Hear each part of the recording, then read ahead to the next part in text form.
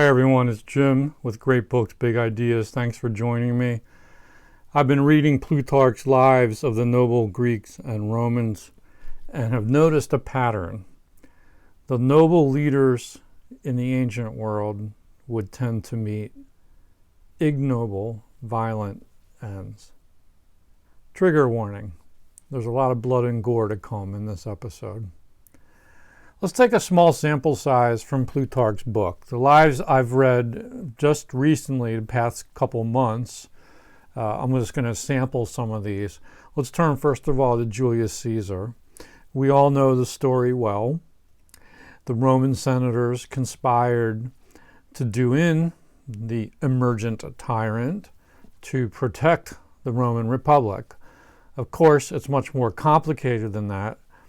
There are soap opera levels of complexity here. But has anyone narrated Caesar's assassination as vividly as Plutarch? I'm not sure, but this is a pretty good one. When Caesar entered, the Senate stood up to show their respect to him, and of Brutus's confederates, some came about his chair and stood behind it. Others met him, pretending to add their petitions to those of Tullius Cimber in behalf of his brother, who was in exile.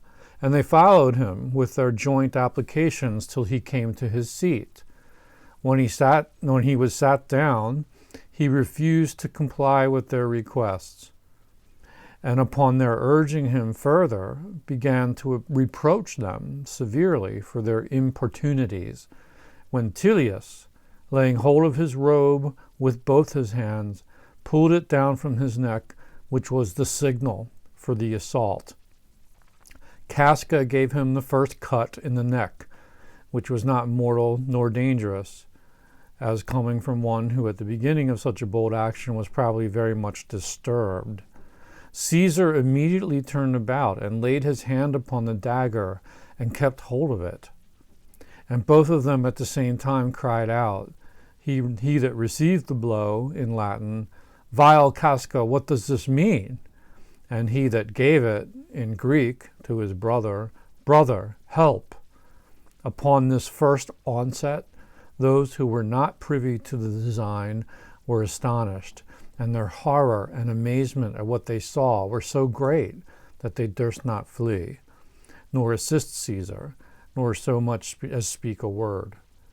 But those who came prepared for the business enclosed him on every side, with their naked daggers in their hands. Which way soever he turned, he met with blows, and saw their swords leveled at his face and eyes, and was encompassed like a wild beast in the toils on every side. For it had been agreed they should each of them make a thrust at him, and flesh themselves with his blood, for which reason Brutus also gave him one stab in the groin. Some say that he fought and resisted all the rest, shifting his body to avoid the blows and calling out for help, but that when he saw Brutus's sword drawn, he covered his face with his robe and submitted, letting himself fall, whether it were by chance or that he was pushed in that direction by his murderers, at the foot of the pedestal on which Pompey's statue stood, and which was thus wetted with his blood, so that Pompey himself seemed to have presided, as it were, over the revenge done upon his adversary, who lay here at his feet, and breathed out his soul through his multitude of wounds. For they say he received 23, and the conspirators themselves were many of them wounded by each other, whilst they all leveled their blows at the same person. How about the life of Phocion?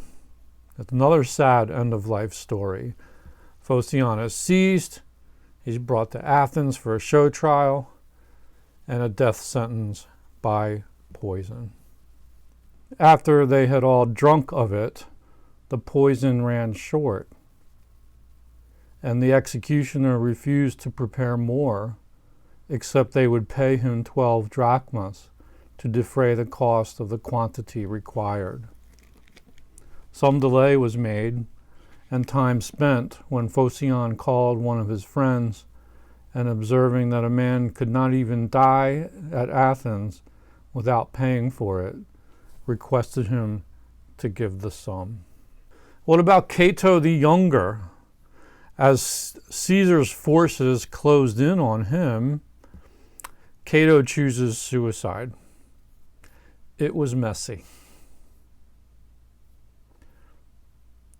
Again, quoting from Plutarch, now the birds began to sing, and he again fell into a little slumber.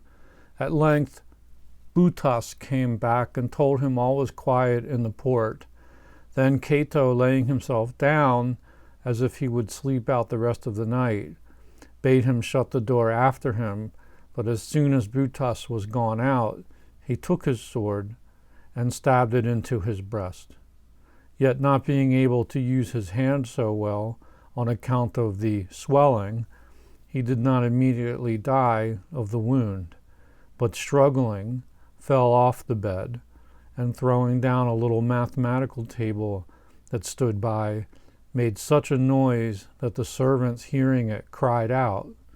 And immediately his son and all his friends came into the chamber, where, seeing him lie weltering in his blood, a great part of his bowels out of his body, but himself still alive and able to look at them, they all stood in horror. The physician went to him and would have put in his bowels, which were not pierced, and sewed up the wound.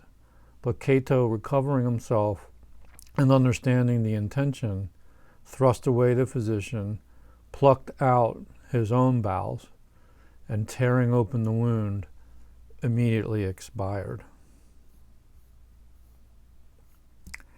Yeah, not pretty. What about Aegeus of Sparta? Well, he was hanged to death. Cleomenes of Sparta died by the sword. And what about Tiberius Gracchus of Rome? Well, a lynch mob opposed to his agrarian reforms and his political power grab caught and killed him and threw his body in the Tiber River. Tiberius's brother, Gaius Gracchus, met his end during an armed conflict. And he was prevented from killing himself, and then he fled. He hid in a grove consecrated to the Furies, but when the jig was up, his servant killed him before killing himself. Demosthenes, the great Greek orator, after being captured, stealthily committed suicide by poison.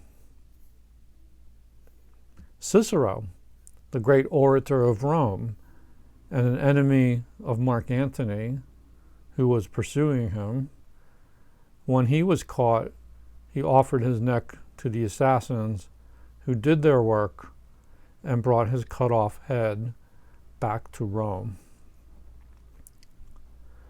Apparently, being an ancient Greek or Roman public figure was not especially good for your health. This got me to thinking about 21st century politics. The United States of America was founded by 18th century men who formed their political system steeped in the classical history of Greece and Rome.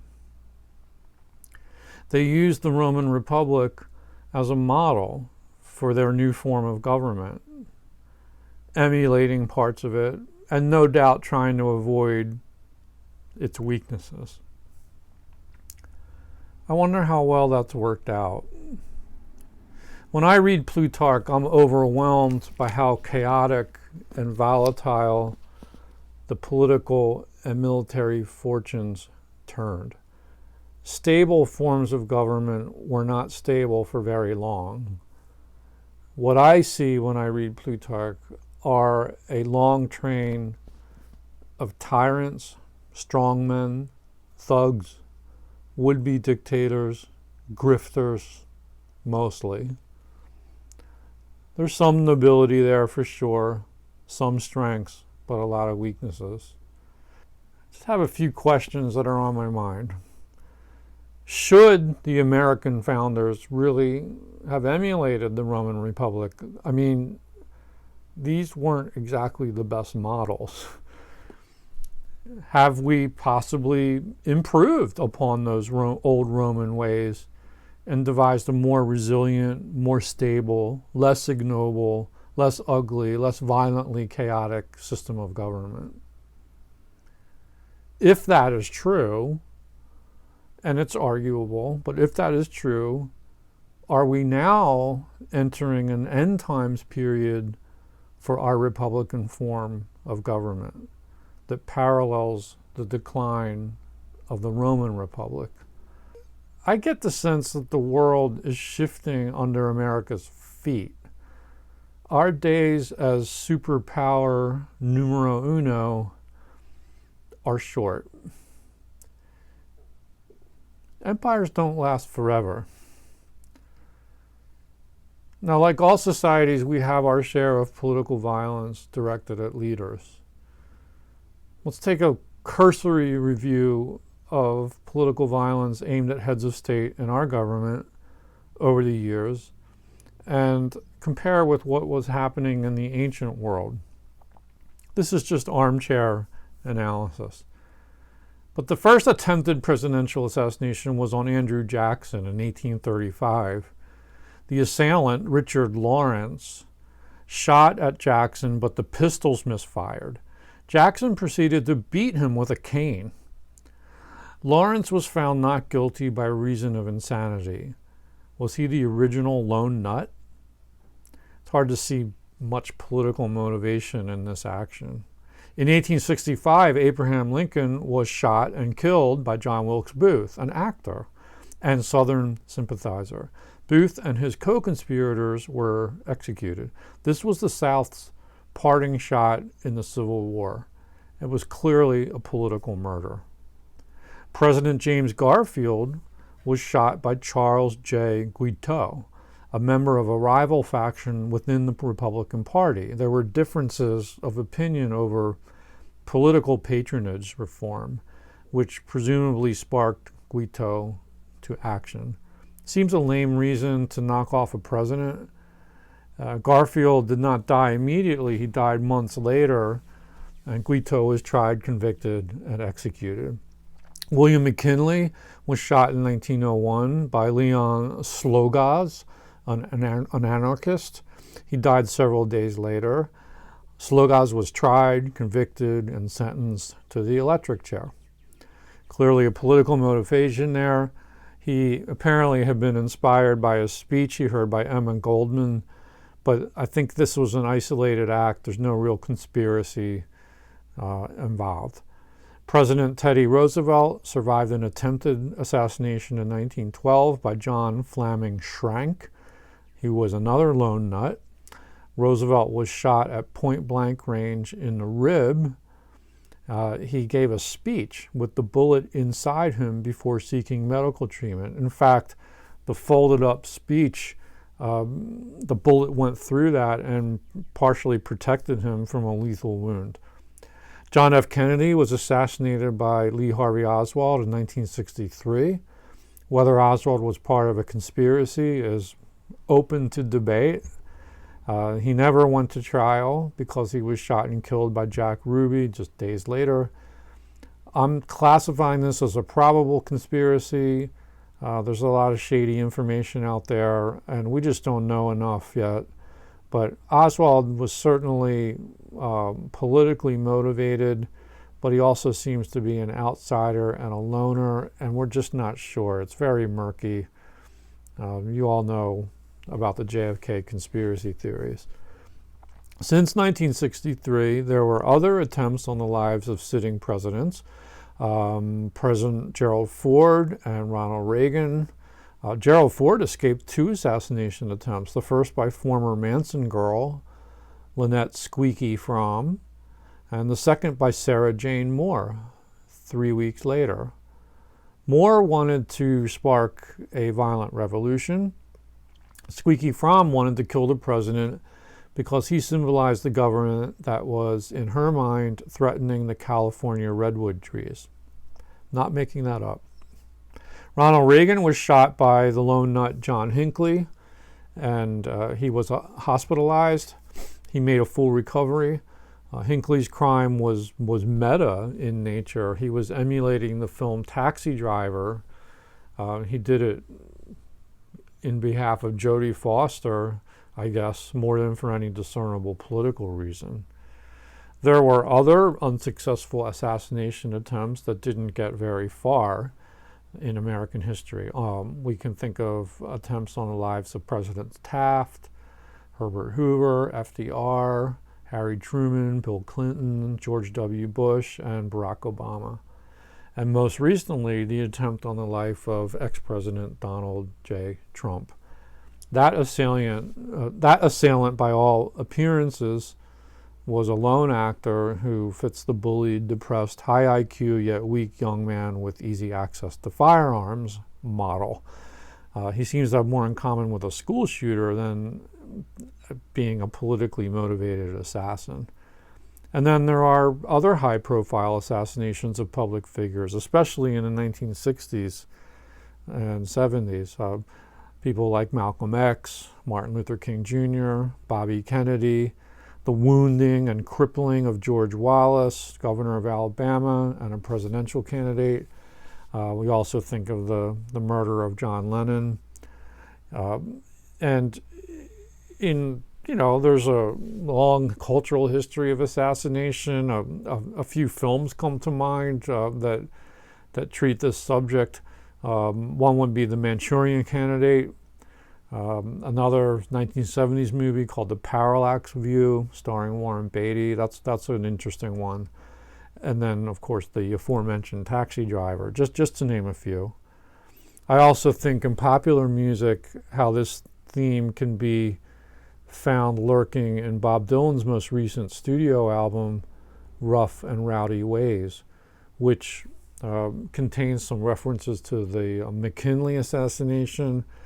There's a song that name-checks Julius Caesar's crossing of the Rubicon, and there's an epic-length song about the JFK assassination called Murder Most Foul, which alludes to another fictional assassination, the murder of Hamlet's father, King of Denmark, in the famous Shakespeare play. So assassinations have been around a long, long time. They're old news, but they always grab the headlines. When I was growing up in the 60s and 70s, assassinations were always in the air. I'm not saying that they were normal or that they were normalized. They were always disturbing, but they weren't very surprising. That being said, we have not witnessed the assassination of a sitting or ex-president in my lifetime. It's been 61 years since JFK. I wonder if we're overdue. The attempt on Trump's life was a shocker because it's been so long since we've really had that close of a call. You have to go back to Ronald Reagan in 1981. I just assumed that it was harder to pull off an assassination these days because of surveillance technology, like more Secret Service agents out there, all the high security that we have. It just seems harder and harder to get close enough to a president to pull something like that off, and yet here we had a close call. I guess we've learned that there's always going to be holes in any security net. What to make of all this? Well, when I compare the tenor of assassination attempts on U.S. leaders, it seems that most of these perpetrators were relatively powerless lone actors with an agenda, like usually a personal or a political agenda, but they were rarely part of a conspiracy, and they weren't really like part of the insider power brokers that like would try to overturn a government. They don't resemble the internecine organized violence of the ancient world described by Plutarch.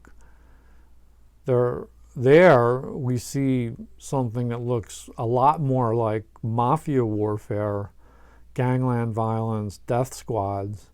The violence is so much more organized and factionalized. That being said, doesn't it feel like we're verging over the precipice into something ominous?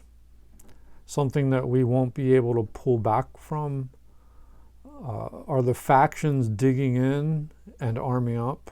I don't know. I don't follow politics all that closely anymore. It's sort of too hard to watch. I'm tending my garden, but I do know that it doesn't take much to spark a fire if the kindling is dry enough to conflagrate. The January 6, 2021 Stop the Steal mob assault on the United States Capitol, that certainly felt different, like something fragile was rent asunder. Never in my lifetime had I seen an organized attack on a political institution like that. I believe it was Fiona Hill who called it a soft coup attempt. After every legal challenge had run its proper course and through the courts to no avail, the opposition refused to accept defeat and resorted to violence. That feels pretty ancient Roman to me, and not in a good way. It also sort of rhymes with the shenanigans that were going down around the time of the collapse of the Soviet Union. Maybe America isn't so exceptional after all. Will we start seeing more deaths by poison and falling out of open windows soon? Anything can happen. I suppose I ought now mention another elephant in the history room, one that's not an American example, one of the big ones: the assassination of Archduke Franz Ferdinand by a Bosnian Serb nationalist in 1914. It was the trigger point of World War I.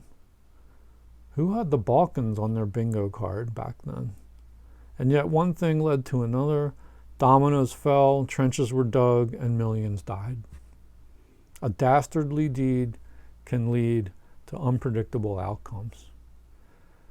Plutarch tells his ancient stories of political violence within the context of biography. He's most interested in the character of the leaders he's describing, their virtues and vices, and how they responded to the events bubbling up at their feet. If you want to gain a better understanding of what's happening now, listen and learn to Plutarch and the other ancient historians. Like it or not, for better or worse, we're still living in the shadow of the civilization they documented so well. To be honest, humans haven't changed at all so much in the past 2 millennia. Only the weapons are different. We've exchanged daggers and rope for guns and drones and bombs. Plutarch seems to have steered clear of the crossfire himself. He spent most of his life in Chaeronea, an unassuming village in Boeotia, not too far from Delphi, where Plutarch served as a priest. I like to think of him as a survivor who had learned from the lives he wrote about the dangers of ambition. Be more like Plutarch, folks. So I don't know what that all adds up to, but I hope you got something out of my little comparative history of political violence between the ancients and more recent history in America. Feel free to throw your 2 cents into the comments, and thanks for watching.